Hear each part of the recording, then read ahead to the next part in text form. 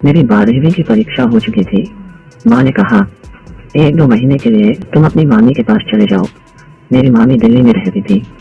10वीं और 12वीं की परीक्षा की वजह से मैं 4-5 साल से मामी के घर नहीं जा पाया था। मैंने मामी के घर जाने की तैयारी की और अगले दिन निकल पड़ा। मामी का घर एक गली में था। मुझे देखकर मामी और मामा दोनों बहुत खुश हुए। मामी के 2 बच्चे थे, एक बेटी और एक बेटा। मैंने हाथ पैर धोकर फ्रेश हुआ। मामी ने मेरे लिए खाना परोसा। खाना खाने के बाद मैं पैर फैलाने के लिए टेरेस पर गया। टेरेस पर खुली हवा आ रही थी। मैं टेरेस से नीचे गली में देख रहा था, गली का निरीक्षण कर रहा था। फिर मैं नीचे आया और मामी के साथ गप्पे मारने लगा। मेरी मामी की बेटी का नाम सुनीता था। वह और राहुल दोनों घर पर नजर नहीं आ रहे थे। मैंने मामी से पूछा, सुनीता और राहुल कहाँ है? मामी ने कहा, सुनीता की क्लासेस हैं, इसलिए वह क्लास गई है और राहुल अपने दोस्तों के साथ बाहर गया है। थोड़ी देर बाद सुनीता आई। वह बहुत गोरी और बहुत सुंदर थी। इस साल वह बहुत बदल गई थी। उसके शरीर में काफी बदलाव आ रहे थे। उसके बाल लंबे और सिल्की थे। उसने मेरी तरफ देखा और मुस्कुराई। मैंने भी उसकी तरफ देखकर मुस्कुराया। मैं उससे कुछ बोलने वाला था, तभी वह अपने कमरे में चली गई। कमरे में जाकर वह फ्रेश हुई और मामी ने उसे खाना दिया। खाना खाने के बाद वह किताब खोलकर अपने पढ़ाई में व्यस्त हो गई। मैं उसके पास जाकर बैठा और उससे बात करने की कोशिश करने लगा, लेकिन मैं जो भी सवाल पूछता वह सिर्फ उसका जवाब देती। इसके अलावा वो कुछ नहीं बोलती थी। मैंने उससे पूछा, तू किस क्लास में है? उसने कहा, मैं अब 11वीं में गई हूँ। मैंने पूछा, कौन सी साइड ली है? उसने कहा, मैंने कॉमर्स साइड ली है। मैंने पूछा, तुम्हारी क्लास में परीक्षा चल रही है क्या? उसने कहा, हाँ चल रही है, इसलिए तो मैं पढ़ाई कर रही हूँ। इसके बाद वह उठकर टेरेस पर पढ़ाई करने चली गई। मैं मामी और राहुल के साथ बातें करने लगा, लेकिन बात करते वक्त मेरे दिमाग में सिर्फ सुनीता का ही ख्याल आ रहा था। शाम को हमने खाना खाया। गर्मी के दिन थे, इसलिए हम सब टेरेस पर ही सोने जाते थे। हम सब टेरेस पर आए। टेरेस पर सुनीता बिस्तर बिछा रही थी। मेरा भी बिस्तर एक तरफ बिछाया गया। मैं वहां सो गया। सुनीता मामी के पास सोई थी। मेरे सामने सिर्फ उसका चेहरा ही आ रहा था। मैं चुपके चुपके उसे देख रहा था। चाँद का उजाला साफ पड़ रहा था। चाँद की रोशनी में वो दिख रही थी और मैं बस उसे ही देखता हुआ सो गया। सुबह मामी ने मुझे उठाया।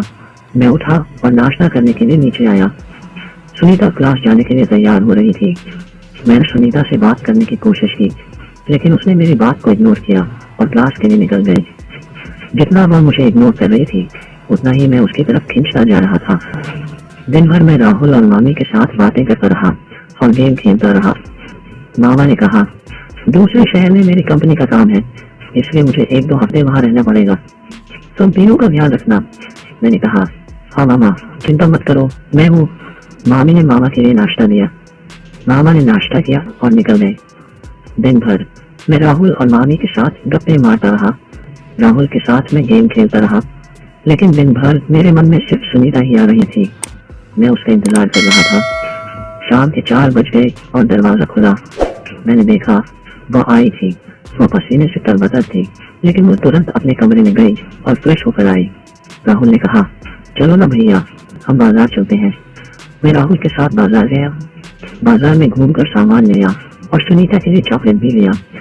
घर आने पर मैंने सुनीता को चॉकलेट दी, लेकिन उसने कहा, मुझे चॉकलेट पसंद नहीं। मैंने सोचा, लड़कियां चॉकलेट के लिए कितनी पागल होती हैं, फिर ये क्यों नहीं ले रही? ये थोड़ी अलग ही थी। जितना वह मुझे दूर करती थी, उतना ही मैं उसकी तरफ खींचता जा रहा था। हमेशा की तरह उस रात भी हम चारों टेरेस पर सोने गए। टेरेस पर सोए हुए थे कि अचानक रात को बारिश शुरू हो गई। बारिश आने पर हम सब उठे और जल्दी से सारा बिस्तर समेटकर टेरेस की उस छोटी सी रूम में चले गए। वह रूम थोड़ी छोटी थी, लाइट चली गई थी, इसलिए रूम में बहुत अंधेरा था। मैं साइड में सो गया था। अचानक रात को बिजली कड़कने की आवाज से मेरी नींद खुली। मुझे एहसास हुआ कि मेरे पास कोई सोया हुआ है। मुझे लगा शायद राहुल मेरे पास सोया है, लेकिन जब बिजली की चमक में मैंने देखा तो मैं एकदम शॉक्ड हो गया। मेरे पास सुनीता सोई थी। मेरा तो सांस ही रुक गया। मुझे लगा मेरे अंदर तो जान ही नहीं बची। उसे इतने करीब सोया देखकर मेरा होश ही उड़ गया। मैं उसकी तरफ मुड़कर सो गया। मैं उसे देखते देखते सो गया था। थोड़ी देर बाद मैं नॉर्मल हुआ और मेरे मन में उसे छूने की इच्छा होने लगी। लेकिन मुझे डर भी लग रहा था कि अगर मैंने उसे छुआ और उसकी नींद खुल गई तो बड़ा हंगामा हो जाएगा। मुझे समझ आया कि रात को इस रूम में अंधेरा होने की वजह से उसे दिखाई नहीं होगा और वह मेरे पास आकर सो गई होगी, क्योंकि मेरे पास ही मामी सोई थी और वह अपनी माँ के पास सोने आई होगी, इसलिए मेरे पास सो गई। अगर उसे पता होता कि मैं यहाँ सोया हूँ तो वह यहाँ सोई ही नहीं होती।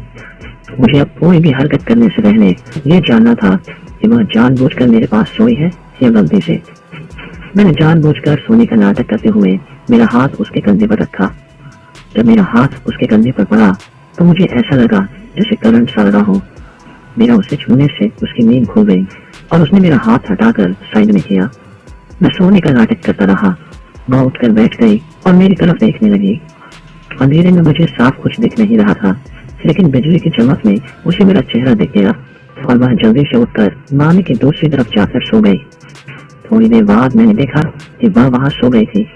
मुझे बाद में लगा कि मैंने उसे छुआ होगा, इसलिए वह जाग गई होगी। खैर, मैं सो गया। अगले दिन उसका बहुत मुश्किल पेपर था, इसलिए वह बहुत टेंशन में थी। मैंने उससे पूछा, कल कौन सा पेपर है? उसने कहा, मेरा गणित का पेपर है। मैंने कहा, गणित तो मुझे बहुत पसंद है और मुझे गणित में बहुत अच्छे मार्क्स भी हैं। मैं तुम्हारी गणित की पढ़ाई करवा सकता हूँ। मैंने सुनीता को गणित पढ़ाने की बात कही। उसने थोड़ा सोचकर हाँ कहा। मैं उसे गणित पढ़ाने लगा। मैंने कहा, टेरेस के उस रूम में पढ़ाई करते हैं। सुनीता ने हाँ कहा और किताब कॉपी लेकर हम ऊपर के रूम में गए। मैं उसे गणित पढ़ाने लगा। पढ़ाते वक्त कई बार मेरा उसे स्पर्श हो रहा था और मेरे शरीर में जैसे करंट सा दौड़ रहा था। गणित पढ़ाते पढ़ाते रात हो गई। हम दोनों ने खाना खाया और सो गए। अगले दिन सुनीता पेपर देकर घर आई। आज वह बहुत खुश थी। मामी ने उससे पूछा, पेपर कैसा गया? उसने कहा, माँ, मेरा पेपर आज बहुत अच्छा गया। वो मेरे पास आई और बोली, थैंक यू, तुम्हारी वजह से मेरा पेपर बहुत अच्छा गया। अब मेरी परीक्षा भी खत्म हो गई है और मुझे कुछ दिन की छुट्टियाँ मिल गई हैं। ये सुनकर मैं बहुत खुश हुआ। वह अब मेरे साथ बहुत खुलकर बात करने लगी। हम तीनों बहुत मस्ती करते, बहुत डप्पे मारते। कुछ दिन ऐसे ही बीत गए। एक रात हमेशा की तरह हम टेरेस पर सोने गए। सोने के बाद अचानक बारिश शुरू हो गई। फिर से सारा बिस्तर समेट कर हम उस छोटी सी रूम में गए। वहां बिस्तर बिछाया और हम चारों सो गए। रात को अचानक मेरी नींद खुली। मुझे फिर से लगा कि मेरे पास कोई सोया है। मुझे लगा शायद राहुल मेरे पास सोया है, लेकिन बिजली की चमक में मुझे दिखा कि सुनीता मेरे पास सोई है। मैंने सोचा, अब ये मेरे पास क्यों सोई है? सुबह अगर मामी ने उसे मेरे पास सोया देख लिया तो क्या सोचेंगी? मैं उसे उठाने की कोशिश करने लगा, लेकिन डायरेक्ट उसे उठाना नहीं चाहता था, इसलिए मैंने जानबूझकर उसके कंधे पर हाथ रखा। उसने मेरा हाथ हटाया, उठकर बैठ गई और मेरी तरफ देखने लगी। मैं जानबूझकर सोने का नाटक करता रहा। इसके बाद वह फिर वहीं सो गई। मैंने सोचा कि मैं कहीं और जाकर सो जाऊं, लेकिन वह रूम छोटी थी, इसलिए वहां और कहीं जगह ही नहीं थी। मैं दीवार की तरफ मुंह करके सो गया, लेकिन इसके बाद मेरे मन में न जाने क्या क्या आने लगा। मैं फिर से उसकी तरफ मुंह करके सो गया और मेरा हाथ उसकी कमर पर रख दिया। उसकी कमर पर हाथ रखते ही मेरे मन में एक अलग सी फीलिंग आने लगी। मैं उसकी हरकत का इंतजार करने लगा, लेकिन मुझे लग रहा था कि वह बहुत गहरी नींद में है। उसने अपने ऊपर चादर ओढ़ रखी थी। मैं चादर के ऊपर से ही हाथ फेर रहा था, लेकिन उसने कोई रिस्पॉन्स नहीं दिया। वहां बहुत अंधेरा था और बाहर बहुत तेज बारिश हो रही थी। अब मेरे मन में जैसे आग सी लग गई थी।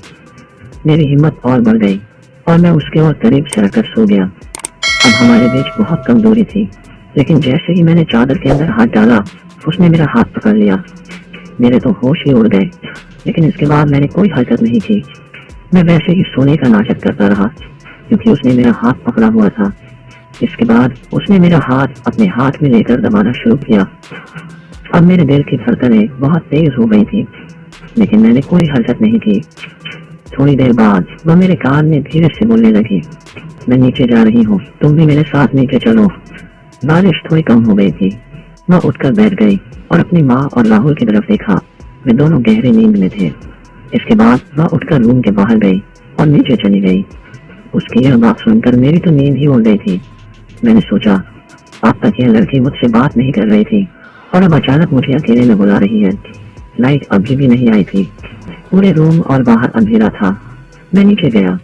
नीचे जाते ही मैंने देखा कि वह मेरा इंतजार कर रही थी। लेकिन अंधेरे में मुझे कुछ साफ दिख नहीं रहा था। वो मेरे पास आई और मेरा हाथ पकड़कर मुझे रूम में ले गई। रूम में उसने मुझे बेड पर धकेला और मुझे चुम्बन करने लगी। मैंने भी उसका साथ देना शुरू कर दिया और हम दोनों एक दूसरे के प्यार में खो गए। थोड़ी देर बाद हम दोनों ने कपड़े ठीक किए और ऊपर जाकर सो गए। 20 दिन तक ऐसा ही चलता रहा। अब मेरी छुट्टियां भी खत्म हो गई थी, इसलिए मैं अपने गांव जाने के लिए निकला। जब मैं गांव जा रहा था तब मैंने सुनीता की आंखों में आंसू देखे। मैंने सुनीता से कहा, तू कोई चिंता मत कर, मैं अपने मम्मी पापा से बात करके हमारी शादी की बात करूंगा। मेरा तुझसे बहुत प्यार है। मैंने अपने मम्मी पापा से बात की और सुनीता का हाथ मांगा। हमारी शादी हो गई और हम दोनों खुशी खुशी रहने लगे। तो दोस्तों, कहानी को लाइक करें